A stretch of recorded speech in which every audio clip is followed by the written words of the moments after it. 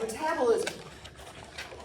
This lecture used to be kind of like, I had a hard time like getting up for it. I'm like, it's kind of boring. There's a lot of physics in here, but it's actually not boring. It's actually really important because if you don't fuel your body, all the other chemical processes in your body fail.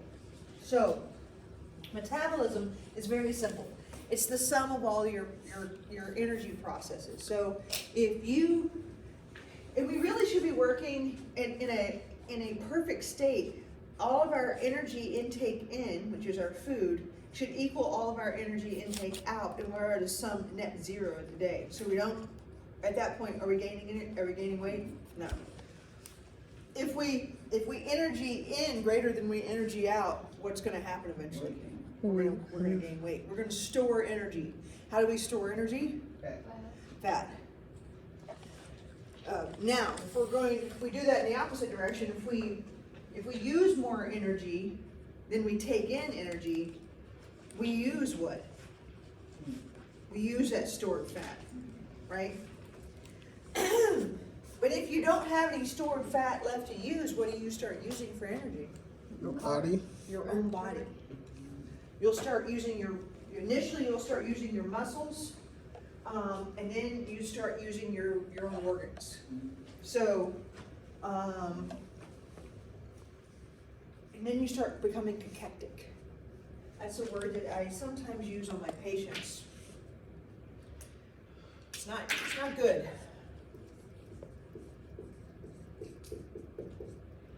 Cachectic.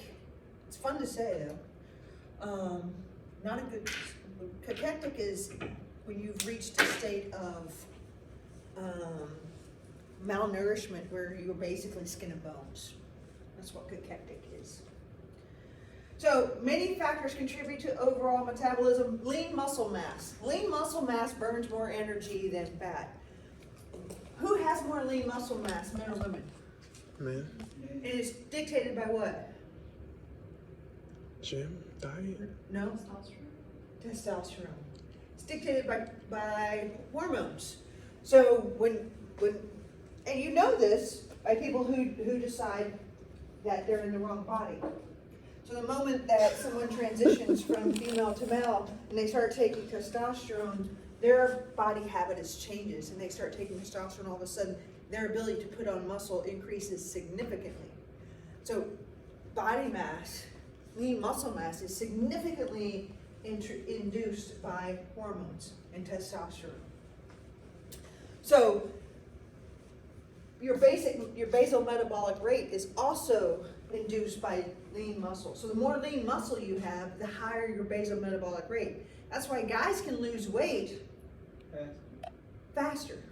They can just stop drinking sweet tea and drop 10 pounds. Yes, I feel that. Women have stored, why do we have so much extra stored fat everywhere? Why do we store so much more energy? What do we have to store energy for? Huh? Birth. Not just for birth, for actually containing another human within our bodies and potentially giving birth to that. But when basically that baby's a parasite. And it sucks all the life out of the mama. So we have to store that energy in case we need it.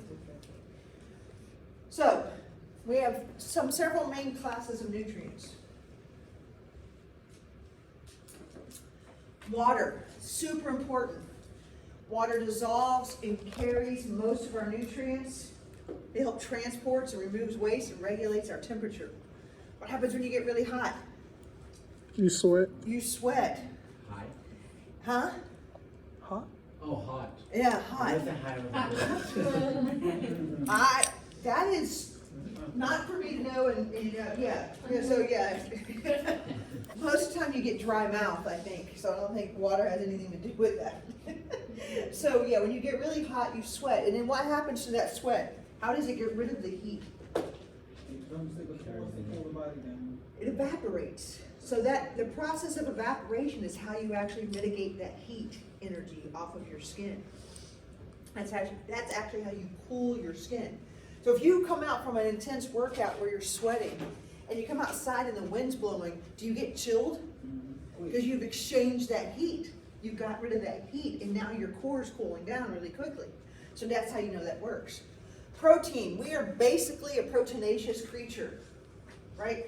Our muscles are protein, our immune system is mostly protein, all of our antibodies are proteins, our enzymes are proteins, hormones are proteins.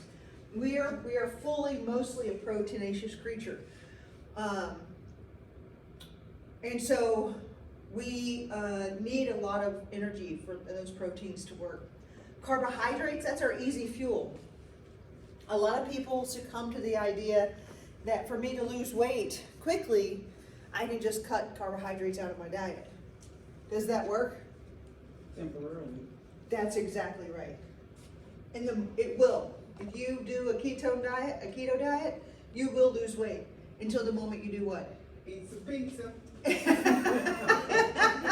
The moment because you're changing your metabolism, and so the moment you change your metabolism back, you'll put that weight right back on. You would actually have to eat a keto diet for the rest of your life. You think that's good for you? No. Absolutely not. Absolutely not.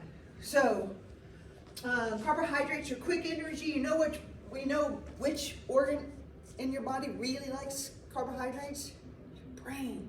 The brain really loves to think very quickly with carbohydrates. Fat provides insulation, provides energy, fat actually it provides cholesterol, steroid hormones, your testosterone, your estrogen, your progesterone. Fat's really important, and it's actually the reason why we absorb 4 different vitamins. Anybody know the vitamins that are fat absorbed? A, C, D, and E. A, D, E, and K. Oh. ADEC. ADEC. Without fat, you wouldn't absorb A, D, E, and K. Without A, D, E, and K, you would not be able to do a lot of things. Without vitamin K, you wouldn't clot. The very first things that babies do when they're born nowadays is they get a vitamin K shot. Yeah. And if they didn't, a lot of them would have a spontaneous head bleed because they're missing that vitamin K, and they're missing some clotting components. And they have found that a lot of these babies would have these bleeds, and if they just gave them this vitamin K shot, that process goes away. What causes them to already have a deficiency in vitamin K? They're just brand new. Okay, yeah. And so, is it enough that before that, I mean, clearly a lot of babies were born before that, but also a lot of babies died in childbirth. Yeah. So that's what you've taken out. A lot of babies died in childbirth because some of them got caught in the birth canal. Like, childbirth, whereas it's a natural thing, but that even happens in nature. Yeah. In nature, babies get caught in birth canals, and the mom and the baby die. Yeah. Like, this is just what happens. And so once we figured out, these babies would be born and they would have huge hematomas on their heads. You would see these huge bruises. They used to use suction machines to pull them out, and these babies they look like cone heads, and it'd be just one huge big bruise. And that bruise they would determine would actually not just be on the top of their head, it would actually be in their brain, and they would start to bleed. Babies' brains don't like that. So why are they born that way? It's nutrition. So they haven't really started eating yet, right? It's been all coming from mom. And so even though mom's been taking all the right vitamins, it just hasn't crossed Bless over you. yet. Mm-hmm. So one little Bless you. vitamin K shot at birth fixes that. They do that with all babies now? All babies. Parents can decline it. And I've actually seen parents decline it. They're Are you also able to like advocate for it? Absolutely. It's the anti-vaxxers. I'm not sure why you would, there's nothing a vaccine about vitamin K that can't help them. So, vitamin A is good for your eyes. When you get older, vitamin A is one they push for you, for night vision, all that kind of stuff. Vitamin D, we know vitamin D is good for. You need vitamin D for your bones, for your immune system. Vitamin E is an antioxidant. So without fat, if you don't eat fat, you're never going to be able to get these vitamins across. Vitamins is a multi-billion-dollar industry, I used to say, if you eat a well balanced diet, you don't really need to take vitamins. I actually changed my mind on this because I think, especially from corporate farms, big, huge farms, I think they've overdone the soil. They've overgrown the food and they've taken the nutrients out of the soil. And back in the old days, the farmers knew how to switch the crops. They knew when it was time. Yeah, they knew, you knew when like, oh, I've overdone it now, and they knew when to switch the crop to make sure they got the nutrients back in the soil. When we had smaller farms, when it was family done. Now when it's this big corporations, they just wanna they just want money. They want everything to be fast and profitable, and I don't know that we're actually getting all the right nutrients out of the food. So I think vitamins are now kind of necessary. So, that's just true for me. That doesn't have to be true for you, by the way, disclaimer. So, but you actually need vitamins. They're important for your growth, for chemical regulation in your cells. Can you take too much of them? If they're water soluble, if you take too much of them, you'll just pee them out. But if you're storing them, that can be a problem. So you have to be careful. You can take too much. You can absolutely overdose on these fat soluble ones and they can cause problems. Minerals, minerals are things like magnesium, phosphorus. These things are going to be, you store in your bones and and they're really important for like nerve conduction, muscle conduction, and stuff like that. So this is your main classes of nutrients and their functions. You need to know that.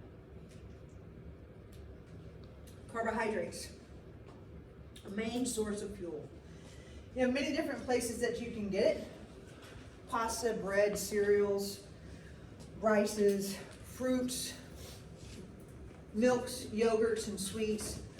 They used to say back in the day that the thing that was killing us all was fats. And there was a big thing. Those of us that had lived a while longer, McDonald's French fries were the best thing in the world. And they cooked it in beef fat. And this guy was with a lot of money had a heart attack. And he took it upon himself to say it was trans fats that almost killed him. And so he went around and made all of these fast food restaurants get rid of trans fats. And so now all of these things are fried, and I'm not sure what kind of oil. But how, and the other part that was interesting is the serving size of McDonald's French fries were so much smaller. But you were satisfied with the smaller serving size. Now they come in these huge things, and they hardly have any taste. And so they salt the crap out of them too now, so I think that's worse. They were so good how they used to be. Crap now. I don't eat fast food anymore, hardly, but the point is, that's not what's killing us. What's killing us is processed sugars and all of the other crap that they put in our food to make it stable on the shelf for 3 weeks, a month, 6 weeks, all of that stuff. That's what's getting us. You actually need fats. Skip the margarine, go for the butter. Get the good butter from the good cows. That's what I'm saying. Even though that butter is like $8 now. Isn't that insane? It's crazy. I'm gonna start making my own dang butter. Anyway, so these kind of guys. And so the other thing you wanna do is you wanna have complex carbs. You don't want the carbs that you're going to have this huge spike of your blood sugar and come right down. So you want to have complex carbs where your body's actually doing a lot to break it down. So that would mean like multigrains and not just whites. When you bleach your flour, you're taking out all the things that makes your body work for it. I mean, you have what we call a low or high glycemic index. A low glycemic index food makes your blood sugar spike and it makes it come all the way down, and so that drop is really what gets you. Then you want to eat again. So foods like that make you overeat. So milk and yogurt, they actually have protein in it. And then you have protein in it, really kind of helps you. But breads and pastas and cereals and grains, if you do multigrains, it's better than just doing white. So the more complex it is, the better. Same thing as of starch. simple carbohydrates are usually not as good for you. But that's your main sources of carbohydrates. Lipids are fats. It's funny how, every year you hear, and this is why we're so confused as a country about nutrition, because how many different things you've heard about eggs? How many different times have you heard eggs are bad for you? And then you hear, oh, they're good for you. And then they're bad for you again. So I think it's in everything in moderation, right? So I think eggs are a great food. They're high in protein. If you eat protein with everything else, I think it leaves you satisfied longer. You can go 4 hours in between meals or 5 hours in between meals without a snack. Some people argue eating small meals more throughout the day would be better. I don't know. I think it's dependent on every body is different. Everybody, and it's genetic, I think. So main sources of these are butter, margarine, oils, creams, fatty meats, cheeses, and egg yolks. So that's where you're going to get most of your fats. And then you have saturated or polyunsaturated. You know how you can tell the difference between saturated and unsaturated fats? The chain has a kink. Say it again. Like chemically, the chain has a kink on this unsaturated. So saturated is going to be solid at room temperature. Unsaturated is going to be liquid at room temperature. And we'll see that here. But you're not wrong. There is a kink in the chemical compound. So unsaturated has that kink, and it's going to be liquid at room temperature. That's how you can tell. Yeah. Biggest difference is saturated is going to be solid at room temperature. So a saturated fatty acid is going to be like butter. And they are usually animal origin, and the unsaturated are vegetable. So unsaturated is going to be like olive oil. I hear the olive oil in Europe is much different than our olive oil here. I know somebody who actually gets theirs like shipped to them from like Italy. I'm tempted. It's probably more than an arm or leg, but I love olive oil, and it's good to cook with olive oil. I would rather cook with olive oil than Like corn oil or white. Extra Anyway. virgin. I love to cook, actually. I love to bake things. This is here. Proteins. You can get enough protein from a vegetarian diet. You just have to eat a lot of it. Animal sources for proteins it matches our proteins pretty significantly. So there's a like kind of a 1-to-1 trade-off there. So animal sources are milk, eggs, fish, cheese. That protein matches us, and it immediately after we get into our body and we start breaking it down with those peptide enzymatic cleavers, we're able to like get that in our body and start using it if we need it. If we have a wound somewhere, we can start healing that wound with those peptides that are that cysteine, all those are able to easily be functional and used. Plant sources, you can do it. It just takes a lot more of it to get it in there and manufacture it. So cereals, beans, nuts, soybeans. What is pulses? Say it again. What is pulses? I don't know. Vegetables, Huh? vegetables, fruit and vegetables. Yeah. I don't know what pulses is. That's what it is. Oh, it is? Okay.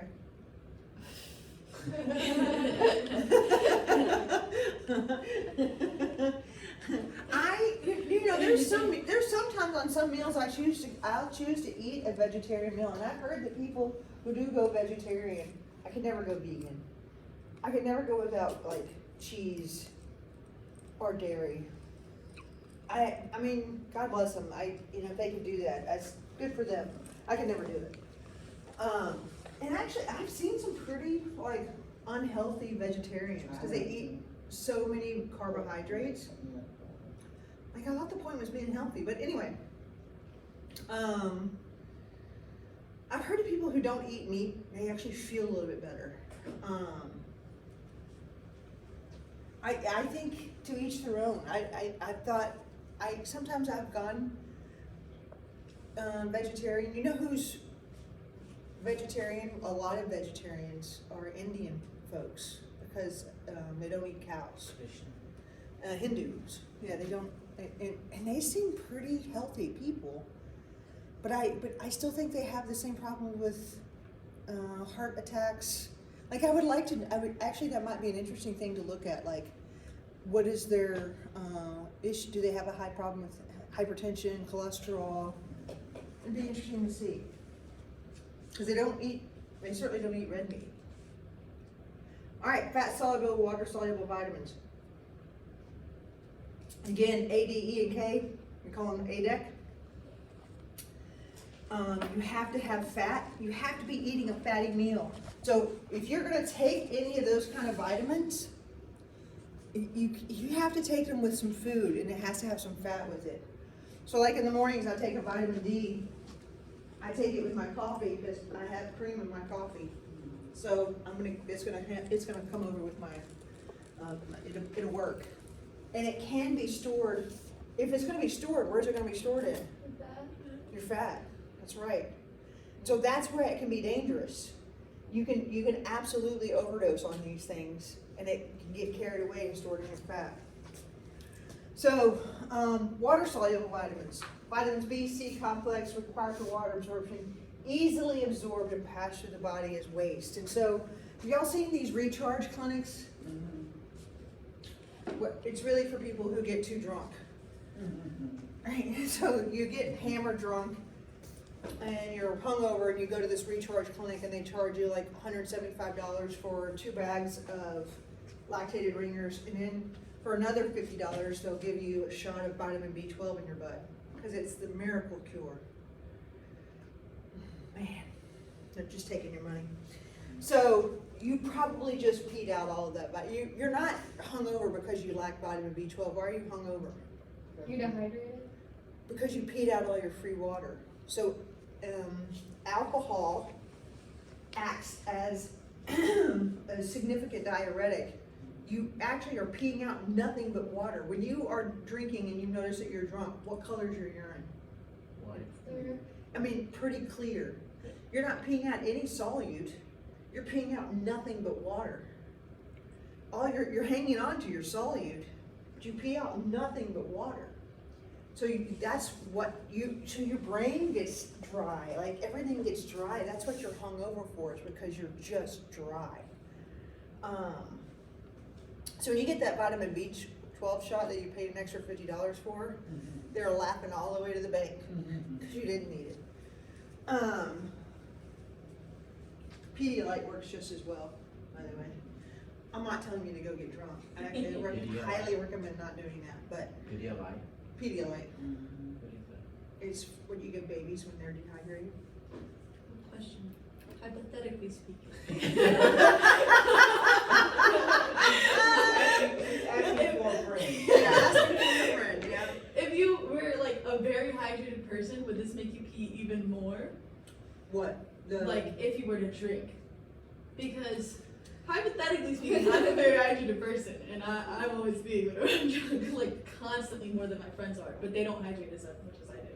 So if you have like an alcoholic beverage and then drink a water, an alcoholic beverage and drink a water, you're staving off your dehydration, and you could probably be okay. Okay. I'm just constantly. Do you get drunk? Hungover? No, not really. Like I get tired, but never hungover. It's because you're preventing the dehydration. Okay. That was all hypothetical, by the way. Of course. I will say also, just as a matter of course, especially in this town, as a female, I wouldn't get drunk enough that I wouldn't have control over myself or my surroundings. Oh no, I know that. Yeah. Okay, great. If I do, it's at home with friends. Okay. Why Don't would you go say out. especially in the city? Yeah, I'm more of a house person. Yeah. Going out. Everyone thinks Gainesville's safe. It's It's not. not. It's not. not. It's It's not. not. It is not. So anyway, you can just pee that stuff out. If you overuse it, so vitamin C, a lot of people when they feel a cold coming on, what are the first thing they reach for? Emergency. I mean, they hammer back the vitamin C. And there's interesting research on that. There's some people that say, but you know what, it can be. And if it is, then it works. If you psychosomatically think this vitamin C is going to keep me from getting sick, guess what will work? Because you think it can work. That's what I believe. That's how strongly I believe in our brains, in our conscious mind. That's how strongly I believe it. But physically, it may not do a dang thing. Get you to hydrate. But that's true. Yep. And a hydrated immune system works way better than anything else. So, vitamin A. Man, I used to think that night vision thing was crazy. I thought my parents were just really bad drivers. Now that I'm in my 50s, it is no joke. When those people come at you with their lights, you're like, man, why are y'all rude? Your eyes just get fuzzy at nighttime. It's really annoying. Because I don't feel like I'm my age until I'm in a car at nighttime. Then I'm like, Granny is on the road. White knuckle in the wrong way. And then I'm looking at the line. I'm like, this is stupid. So dumb. But they have actually vitamins for eyesight after a certain age. I go to it and they give me my AARP card. So it's an antioxidant. So you can't, if you have too much free range oxygen in your blood system, an antioxidant is helping with that. 'Cause you don't want free range oxygen just rolling around in there. Vitamin D, produced by the skin and UV light. Do y'all think we're outside enough? Yes. I am. Well, you coach tennis. Yeah. You probably are.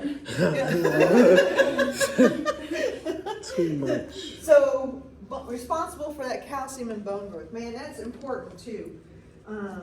Because our bones and how well we maintain them as we get older is no joke. E is an antioxidant. And K, like I said, formation for blood clotting.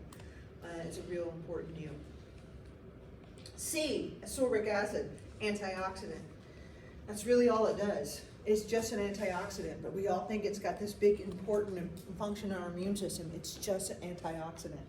But it makes us feel good to reach for that vitamin C when it's time to prevent getting sick. And I do the same thing. I will do, if I feel like cold coming on, I will run for that emergency because I just like the fizzy stuff. I think it's cute. It's good when I'm drinking it. B1, coenzyme and carbohydrate metabolism. And so thiamine is important, B2, riboflavin, B6, pyroxidine, formation of hemoglobin. Do you think that's important? Yeah. Your B vitamins are actually super important. B12, intrinsic factor, we've already talked about that. That's the one thing you can't live without in your stomach. Super important. Folic acid. Why is folic acid important? I know they make prenatal vitamins heavy on the folic acid. Huge. It's huge. So babies will get, and still to this day, I see babies still having spina bifida. So spina bifida is, so that's what a normal neural tube, so that's what your neural tube is, the spine as it develops. And if you have exposed spine during development, everything below that spine is non-functional. So they won't be able to walk, they may not be able to stool appropriately, they may not have bladder control. So they have even done like intrautero operations on that to try to prevent that from occurring as after the baby is born. So they figured out it was from folic acid deficiency. Are all pregnancies planned? Nope. So because all pregnancies aren't planned, they started pouring folic acid into breads, pastas. You'll see it on a lot of things, like extra folic acid is everyone really good on their nutrition? Nope. No, and so unfortunately, there's a lot of babies born to a lot of moms who are drug dependent. I don't judge these people because dependency is a really nasty thing. Some of it's been created by society itself. but these babies are sure in a bad way. Babies are born addicted to all kinds of things, but some of them can certainly be born with a neural tube. And then, you know, what kind of life those kids gonna have? It's just sad. Makes me sad. Very much a fan of free birth control, personally.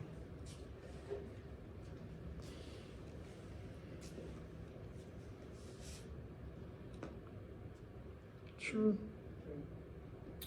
C. I agree. I thought you were saying C as in. I broke out one of the very few Spanish words I know.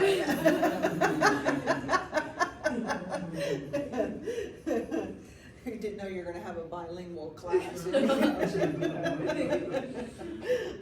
Show off. I know, right? Right. It's the one regret I have. I don't have many regrets. I regret not learning Spanish, because I have so many Spanish patients, speaking patients, and it frustrates me that I have to use somebody else to converse with them. I hate that. No, I'm going to learn. I've decided I'm going to learn. So this part of metabolism, I really want y'all to pay attention to and learn this part. So metabolism, truthfully, the definition of metabolism is the sum process of all physical and chemical processes in your body. It's the sum total of all of what that's going on in your body, all the chemical processes in your body. And you have two different kinds of chemical processes that are going on. You have an anabolic, you have anabolic processes that are going on, and this is a building up process.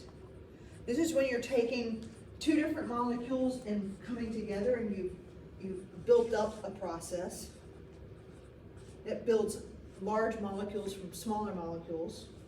And if you question how to remember that, think of anabolic steroids. Like bodybuilders use anabolic steroids to get bigger.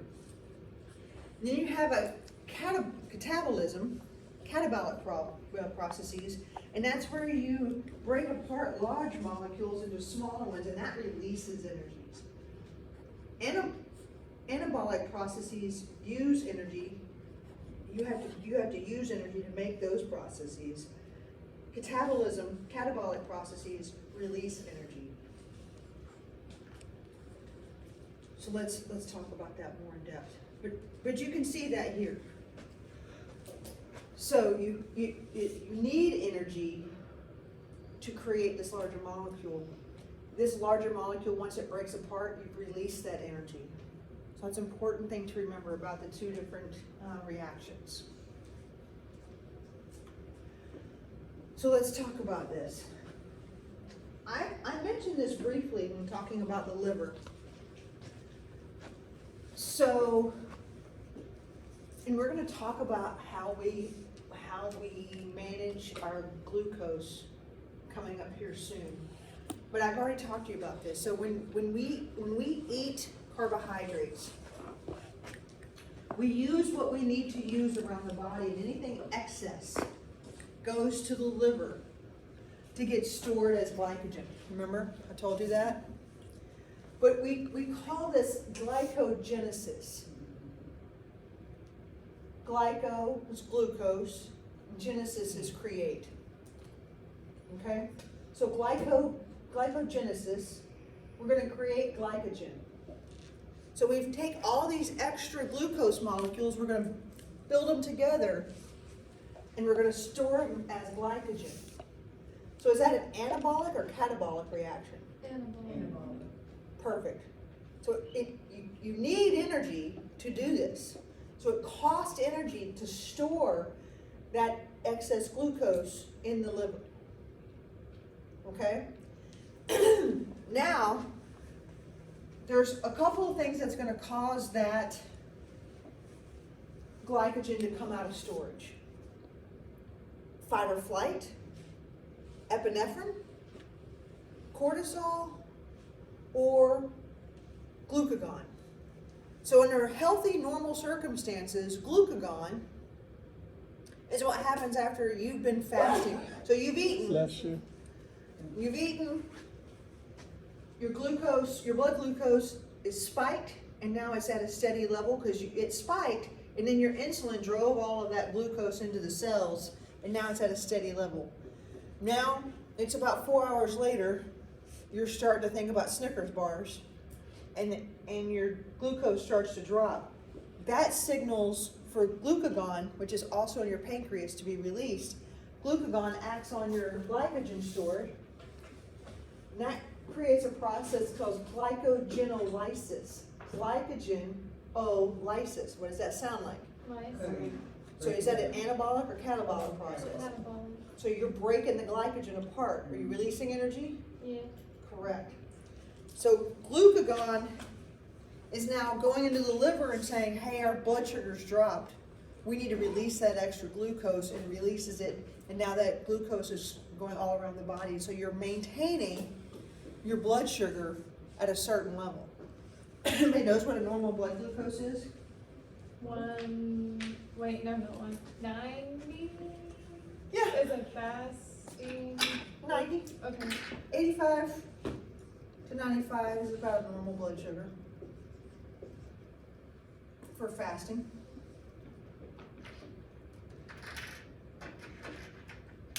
I feel like mine's 120. Huh? I feel like mine's 120. Really? No, I Oh. just did a lot of sugar. So, for proteins, you're here in the blood. This is skeletal muscle. Maybe you worked out hard, you stretched your muscle, you broke down some muscles, and now you're going to be building some more muscle. So, de novo means new, from new. De novo means from brand new. De novo synthesis. So you needed some new protein. So you have the amino acids floating around, and again, it's like a recipe. You have to have all the appropriate amino acids in there. So you get all the amino acids, and now you are building them up. So if you're making them from all these separate little amino acids, what kind of process is that? Anabolic. That's exactly right. Now you've built this new muscle. Now a few days later, it's back to arms again, and you start working out your arms, and you break down that muscle. That muscle gets torn, and now that you've broken down that muscle, and there's some little pieces, little amino acids that are floating around out there. What have you just done? Catabolic. And that's why you're sore. What's one of the reasons you're sore? What's the other reason you're sore? You've pushed your muscles to the point of anaerobic, and now you have lactic acid buildup too. That's right. So oil rig. So I do want you to remember this. So a little chemistry.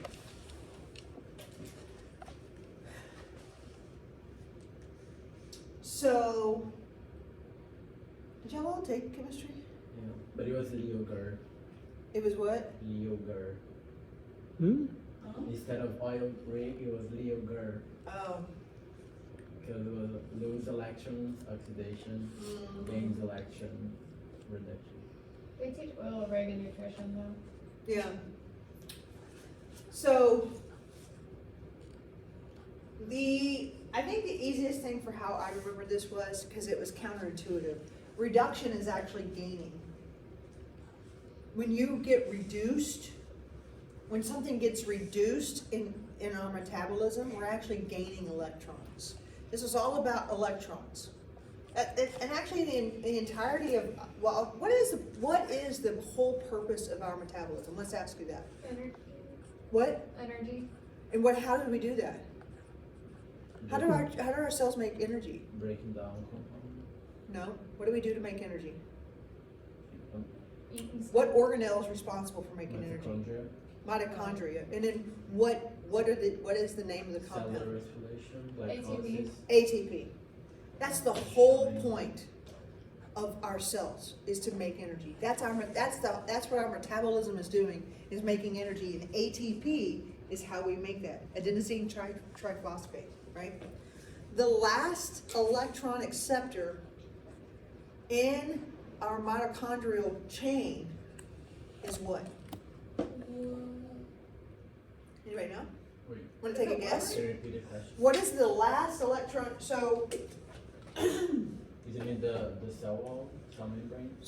you've got the citric acid cycle, right? That's basically the Krebs cycle. Then you have the mitochondrial, like, cell wall reaction. Is it amino acids? What's the last electron receptor? Just think about it. It's why we, Oxygen? oxygen. Oxygen is the last electron receptor. So if you run out of oxygen, what do those cells stop producing? Energy. Energy. They stop producing ATP. If the cells stop producing ATPs, what happens to the cells? Die. They start to die. The cells start to die. What happens to the organs? Shut down. And then the organs start to die, or the tissues start to die, then the organs start to die, the organs start to die, the human starts to die. And it happens in seconds. That's how quickly it all falls apart. But, so now do you understand, like, this is how this whole thing works. And so it's really all about the electrons moving down a chain. So when you reduce something, you're accepting electrons. When you get oxidized, you are actually the thing giving up the electrons. So oil rig is oxidation is the loss of electrons, reduction is the gain of electrons. And moving electrons around is what's happening in the whole mitochondria. I just read a very interesting book about all the organelles in our cells. It's that cells book I told you about. I showed you all the book. The mitochondria, it turns out, we stole. It was its own little creature, and we stole it and put it in our cells. Because it has a different DNA. It's interesting. Like, oh, I like what you do. I'm stealing. You make energy. ATP. So if you don't have enough phosphorus in your diet, are you going to be able to make ATP? No. You definitely won't. It's an interesting thought there too, huh? It's really interesting how our body works. It's a beautiful thing. So, what is this thing here? Mitochondria. Almost every cell has it, right? It's your little energy producer. There's a certain kind of cell that has a lot of mitochondria in it for swimming. Anybody know what that is? Muscular? Oh. Is it in muscular cells? Also a lot of Sperm. Sperm. Sperm's got a ton of mitochondria in the tail of the sperm for swimming. Makes sense, right? It will actually do that for 48 hours. It's got a long way to go, so there's a ton of mitochondria in there to produce ATP. So, glycolysis. So here's what we're going to get into it much more. But here is what we're going to make. We're going to make 2 ATP in glycolysis. You actually make 4, but you use 2 in the process of glycolysis itself. So glycolysis, you make 2. I want y'all to write this down. Glycolysis can occur in the absence of oxygen. Glycolysis can occur in the absence of oxygen. Krebs cycle in the electron transport system cannot.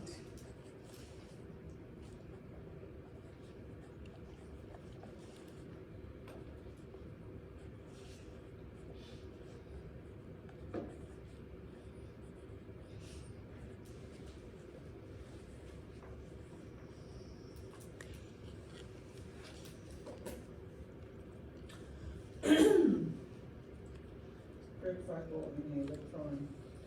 These 2 require oxygen. This one doesn't. This is also the only one that happens outside of the mitochondria. Which one? I'm sorry. Glycolysis is happening outside of the mitochondria. But it has to happen. You have to get into pyruvic acid to enter into the Krebs cycle.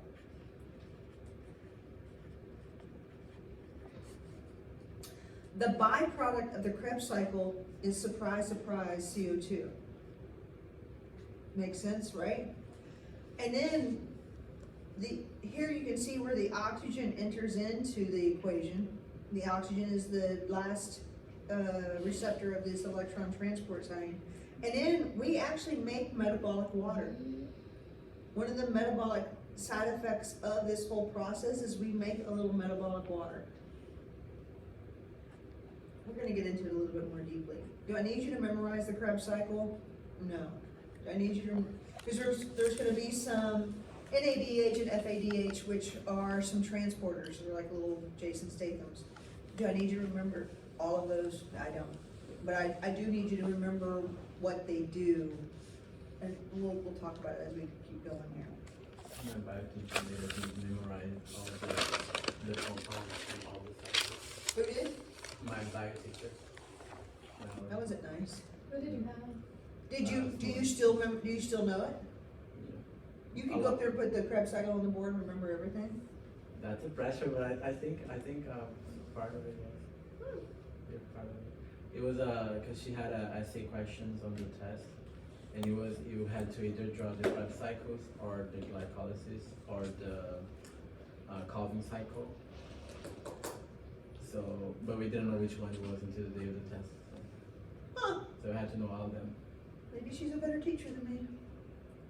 No, everyone was very anxious. Okay, so like I said, glycolysis occurs in the cytoplasm. It does not require oxygen. Really important. It can work in an anaerobic environment. One glucose molecule, one molecule of glucose will yield 2 ATP. So think about all the molecules of glucose that you're gonna make from one meal. It's way more than just one, right? And you're gonna yield 2 pyruvate molecules, and those 2 pyruvate molecules are gonna end up going into the Krebs cycle. We'll talk about that. But then you also have 2 ATP molecules that are produced. 4 are actually created, but you need 2 to make that pyruvate molecules. Once you get into the Krebs cycle or the citric acid cycle, I don't know why it has 2 names. I'm sure Krebs is somebody's name. And then why it was called the citric acid cycle, I'm not sure. So acetyl-CoA this is now all happening in the mitochondria itself. It absolutely requires oxygen. It can no longer occur in an anaerobic state. That pyruvate that was just created in glycolysis is now converted into that acetyl-CoA like you see here, and that's how you enter into this Krebs cycle. It never stops. This thing is always churning around and around. Van Rapley. So once it keeps churning around, the very first thing you see is you have some CO2 that is a byproduct, so waste product of this. This NADH, these guys are carriers. They help carry the electrons around through the process. So you have, these guys are generated through the electron, and these will actually enter into the electron transport chain. You actually started this. So these are electron carriers, and so through this process, you have 2 ATP that are created as this Krebs cycle runs around. So now we get into the electron transport chain, and this is where majority of your ATP is going to be created. It happens through the matrix, and so all that FADH and NADH that was created, now it all kind of runs downhill, and so you see these electrons, these carriers, and so you have that's where the oil rig happens, right? And once something gets oxidated, are you giving up electrons or receiving them? Giving up. You're what? You're giving up. Giving them up. And when they're reduced, what's happening to them? Gaining. You're gaining them, that's right. And so all through this chain, there's an oxidative reduction reaction that's happening as things get passed along. And so NADH, that hydrogen ion so now that's an oxidative reaction. Now it's going to reduce it and give that up over here. And so now we're going to pass these along through the walls of that mitochondria. As we come down, at the end of this whole process, we're producing a whole lot of ATP. So we produce 2 in the Krebs cycle, we're gonna produce around 34 here. And we're just gonna keep producing a ton of ATP, but at the end, this is where we need that oxygen, so we can phosphorylize that oxygen. And so you make that's where the oxygen comes in. You have 2 hydrogen ions, and then you start making water as an end result. You have metabolic water, and then you make some ATP. So oxygen is the final acceptor. That's something you definitely need to know. And then you're producing ATP. You see that in Which part? what you just said The whole thing? like the last sentence. That oxygen is, you make metabolic water, and oxygen is your final electron receptor. And at the end result is you're making ATP.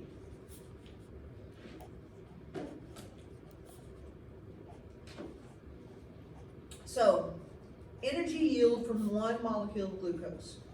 In glycolysis, you'll make 2 ATP. You end up making 4, but you use 2. So this is a great slide when you see that. You make that 2-pyruvic acid. That 2-pyruvic acid becomes 2-acetylcholine. You get into the Krebs cycle. And at the end of that, you make 2 in the Krebs cycle, but you end up, when you start getting the electron transport chain, you end up making 36 altogether. So 2 in glycolysis, 36 all through the Krebs cycle and the electron transport chain.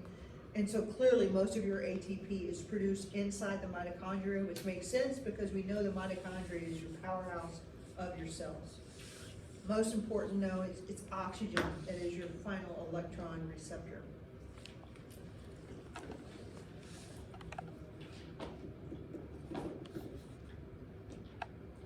A. Definitely A. It's a little bit of a trick question because does this process require oxygen? No, No, it doesn't. not really what we're talking about. True. But you definitely ferment in the absence of oxygen, but this is not really cellular respiration either.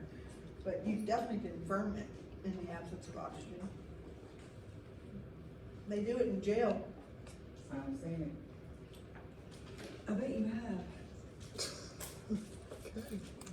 What do they use? Like bananas? fruits, sweets, breads. Bread? Yeah. Yeah. That's some nasty stuff. So you never forget. Mm. You can walk in the room and be like, oh, you smell it. I bet you can. The reactions that generate the largest amounts of ATP during cellular respiration take place in the mitochondria. Please get this right. True. Yes, thank you. Yeah. Okay, I'm gonna start this, and then we're going to end for the evening. Who's heard of diabetes? What is that? What is diabetes? Lack of insulin production.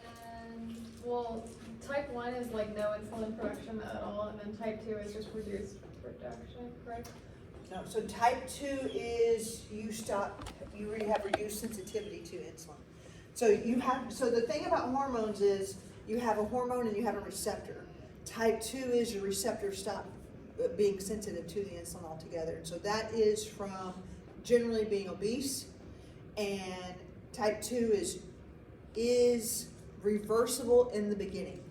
So the type 2 diabetes epidemic that we have in our country, if people caught it early and changed their diet and started to exercise, they could reverse the type 2 diabetes and not need metformin, and they could avoid being insulin dependent. But that rarely happens, and so they run the course all the way. And then once you get to the point where your receptors are completely avoiding it, then you have a problem. So you have plenty of glucose, right? Glucose is our primary player. So high blood sugar. You ate a burger, some fries, and a milkshake for dinner. So your blood sugar goes sky high. So it's supposed to be 85, 95. From your meal, a cheeseburger, fries, and milkshake, it's now about 280. So this sends a high alert to your pancreas and you dump insulin. That promotes insulin release. So the insulin grabs all that glucose and starts driving it into the cell. All the cells that need it will take it. The brain likes it, your big muscles like it, all around the cells you're using it. Anything extra gets stored as glycogen, and anything extra beyond that, where does it go? We start storing it as fat. That's right. So now we've come down. Hey, let's do it as a. I've started to really like graphs. They become my friend.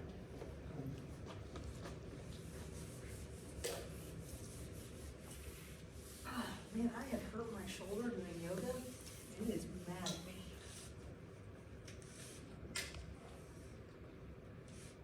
Okay, so this is normal. 85. So we're right here, and then we ate a meal. We ate. Oh, not here. We ate. So we spiked. We had an insulin release. And now we're coming down. So we've stored glycogen, we've done all that stuff. Now, it's like 5 hours later, and we've dipped below that line. Now we're releasing glucagon. And that works on the liver to release that glycogen, and now we get back up to here and maintain at our normal rate until it's time to eat again. So we want to maintain a pretty steady blood sugar. There are people who get hypoglycemic. What does that mean? Low blood sugar. What happens to those folks who get hypoglycemic? Be real irritable. It has a, They get sweaty, they get what we call diaphoretic. They get diaphoretic, they get lightheaded, they feel nauseous, they feel like they're gonna pass out. And that's because they don't have enough food in their brain. And so they'll wanna eat, and what do they reach for to eat right away? Snacks. Something sweet, generally, like they'll reach for orange juice, quick spike, honey. If they're smart, they'll do something sweet with a protein in it. That'll help balance it out once it gets up. So people who are diabetic will sometimes that happen too, when maybe they overestimated their basal rate, or they didn't eat enough. They gave themselves too much insulin and they didn't eat enough to cover it, and then they crash. So insulin is definitely, so how we store our glucose is very, very important. And our liver is a huge deal for that, but it's also our big muscles. There's so much importance in how we manage and mitigate our glucose supply, because that's how our metabolism is working. Now, for somebody who is, so let's say they are diabetic. Their insulin doesn't work. So after they eat, their blood sugar just climbs and climbs and climbs and climbs and climbs. There's nothing to stop it. And I've definitely seen people come in with blood sugars 500, 600. That's stroke area, right? Huh? It's DKA. Diabetic coma. It can be. So those people typically are, this is where before they're diagnosed, like they don't know that they've gotten that high. So people who are at that range, 500, 600, so there's plenty of sugar, but they're not using it. So their body has switched into a different form of metabolism. So what are they using for metabolism? Muscle. Huh? Are they using muscle? What do they use first? They use fat first. Fat first. So people who are diabetic, they lose weight. That's one of the, like, unplanned weight loss is one of the things that they'll do. What is something else, what is one of the other things that happens with, one of the other signs and symptoms of diabetes? Huh? Thirsty. They're thirsty. Excessive urination. Those two things come together. Cold So, feet. when you have a lot of solute, so 500 to 600 of sugar. Let's talk about osmolarity. We talked about osmolarity before, right? Yes. That's a lot of sugar in your veins, in your vessels, right? It's not supposed to be there. It's now creating a high osmolarity in your blood. What is that doing to the fluid in your body? It's going towards the. It's pulling it into your vessels. And then it's making you pee it out. So it's making you dry. You're constantly peeing all the time because that sugar, what is your sugar, you think? I mean, what is your urine? It's sticky. People who are diabetic, before they're diagnosed and they have sugars this high, their urine's literally sticky. If you saw it, it's almost honey-like. It's that sticky. And they're thirsty all the time. They can't get enough to drink because their osmolarity is off the charts. So you just answered two of those questions. So they unplanned weight loss, drinking, they're thirsty all the time, and they urinate all the time. What about their breath? It's sweet. It's very sweet. They have a very sweet, it literally smells like Fruit Loops. So the other thing that will happen is, because they've switched their metabolism. Doesn't their sweat also become sweet? Say what? Doesn't their sweat also? They're sweating too, yeah. Cold feet. They have. So when people get into keto, what do they become? What is their pH like? Acidotic. Yeah. So when you get DKA, you get real acidotic. So their pH can get as low as, I've seen 6.8. I've seen as low as 6.8. They come in, and so they have something called Kussmaul's breathing, where I talked about this in lung, right? So they're trying to pant it out. They're trying to blow off all their CO2. They're literally panting. So that's one of the ways that I'm like, you'll definitely smell that Fruit Loop breath because they're panting it into your face. They're nauseous, they're diaphoretic, they're panting, and you have to adjust their metabolism very carefully. You have to give them bicarb, you have to give them fluids, and you have to give them insulin very slowly. You have to adjust this. If you adjust this fast, you'll kill them. So you have to adjust this very slowly. And then you have to fix it. And how you fix it is you give them all day long. We have a basal rate of insulin going through our body. And then it spikes when we eat. Every time you eat, it spikes. So, how we manage our glucose really matters. So when we have fight or flight, what is released in our body? Epinephrine and norepinephrine. It causes a massive release of what? Glycogen. Huh? Glycogen. In glucose. Because why? Because you need energy. Needed energy. Because we gotta run. We either gotta fight or we gotta run.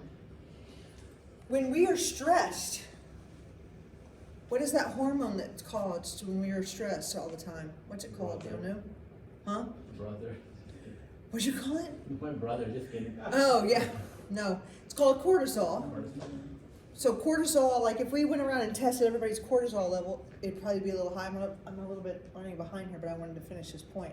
So cortisol is called a glucocorticoid.